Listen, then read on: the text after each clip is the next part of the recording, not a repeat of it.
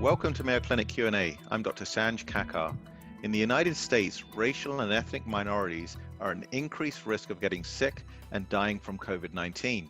Why is this the case? Where you live, what type of work you do, and whether you have access to adequate healthcare can affect your risk for COVID-19. A recent publication from Mayo Clinic researchers looked at the disproportionate impact of COVID-19 on racial and ethnic minorities. Joining us to discuss this today is one of the authors, Mayo Clinic infectious disease expert, Dr. Aditya Shah. Welcome to the program, Dr. Shah. Hi, Dr. Kakar. Thank you for having me over. It's a real pleasure. Before we dive into your wonderful work that you've done, what do you mean by health disparity? Sure. So health disparity means that a difference in health outcome that is closely linked to your social, economic, or environmental situation. Certain patients or certain populations have disadvantages in their social, economic, and environmental spaces that set them up for poor healthcare and poor health disparities, which some other people without those disadvantages might not have. So you touched upon that in terms of the disparities, and you said that COVID-19 disproportionately affects people. Can you explain that a little bit to us? Sure. So when we started the pandemic, when we started taking care of patients in the pandemic, we first started to see what kinds of patient populations are more affected. So we have clinical data coming from New York, coming from China, coming from other countries affected, that patients with comorbidities like high blood pressure, diabetes, hypertension, kidney disease, lung disease, heart disease are at a high risk for having these more serious infections and even mortality. We then tried to look at, is there any difference in socioeconomic, environmental, genetic backgrounds for these patients?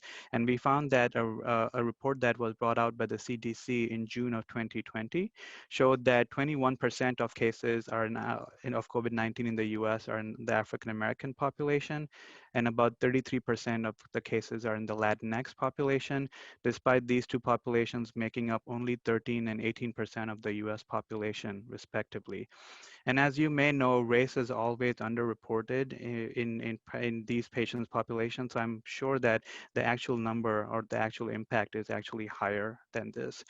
We also then saw that the median income of a Caucasian or a white family is almost 10 times that of an African American or a Latinx or a minority population. So we start to research and to see if these social, economic, genetic, and environmental backgrounds are setting these patients up for having higher chances of getting infected, higher chances of getting more severely infected, and higher chances of mortality. And so what did your research show? Sure. So we saw that there's a close interplay of environmental factors and host factors that come into the picture when we are discussing COVID-19. We found that environmental factors, especially systemic racism, problems with housing density, these populations living in areas which are more dense than other populations, these patient populations having a higher chance of job insecurity, living in environments which are more prone to pollution, working in essential industries, right? You and me and others can quote unquote work from home, but if you're an essential worker who's driving the subway or the bus, you may not have that capacity to quote unquote work from home. This, in addition to inability to distance because of living in dense populations and heavy reliance on public transport, are some of the environmental factors that set these patients up for having more infections, or these populations up for having a higher chance of infection.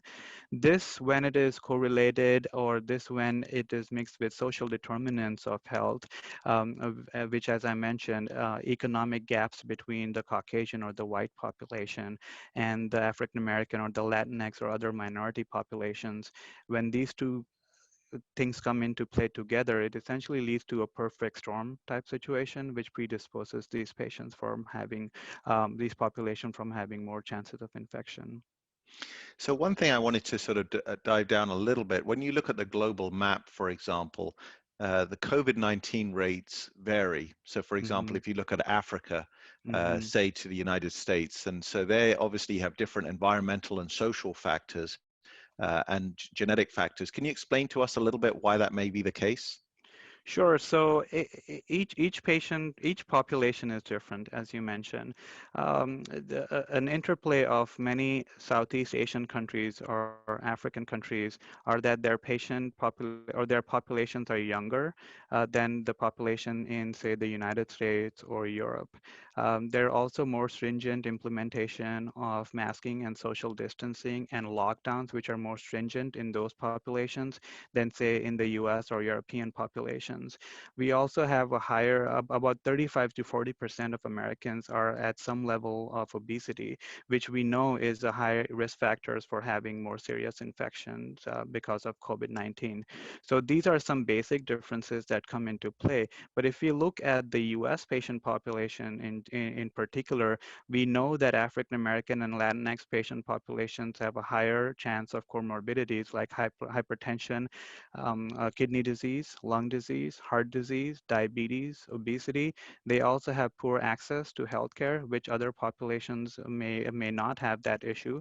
And because of this, because of their health being neglected for a long period of time, and because of their social and economic situations being suboptimum for a long period of time, they're essentially a cohort of patient population which is just set up to not do well in this pandemic. So, as you mentioned, there's several factors with interplay there. Can you tease out which factor do you think is the most important, be that environmental, genetic, social? What would you say? In my view, and this is my view, I think the social factors are the biggest problem here because we do know that for almost every disease, there's more poor outcomes in the minority racial populations that we discussed. And this has been the case not just for COVID, but for any other disease that you pick, the other diseases that I mentioned.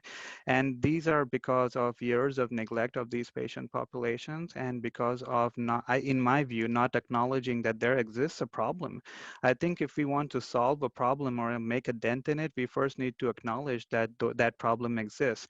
So if we did not have social conditions that would predispose these patient populations from having poor environmental factors that they grow in, or genetic factors that they get born in, then we would not have the outcomes that we are having. So in my view, I think the social factors are the most important factors, and that should be the first thing that we must try to deal with, and then that will lead to trickle down improvement in environmental and genetic factors, not just for COVID, for literally any disease that you can think of.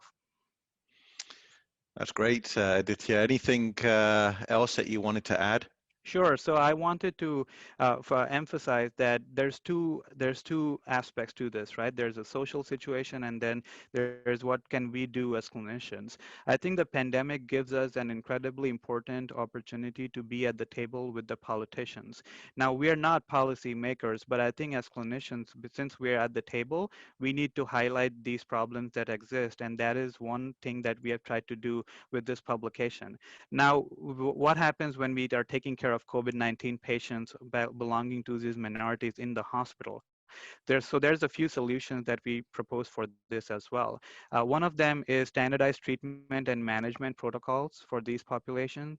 Another one is having community engagement between the healthcare system and the local community, like we have from Mayo Clinic and the Rochester Health Community Partners, to have a collaboration between community leaders and hospital leaders to improve access to testing, improve access to treatment, improve access to post-hospitalization care. So that's important.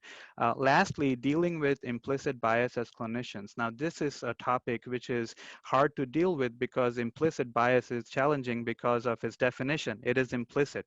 We may not know it. There's only so much that we can do by, making modules for training and such. But I think we need to realize that if we see a patient, not just of COVID, any disease who belongs to a racial or a language minority, we must understand that they must have had societal, environmental, and genetic factors that have led to their poor health outcome that we are seeing them for. And to just give them additional support so that we can tide them through the illness and also help them not be admitted for any other illness in the hospital in the future.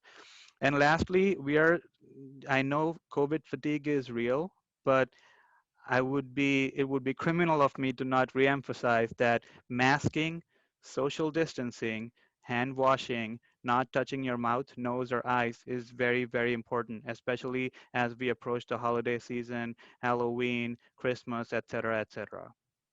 Yeah, very well said. One of the things that you mentioned was about standardized treatments. Sure. Can you explain that a little bit more?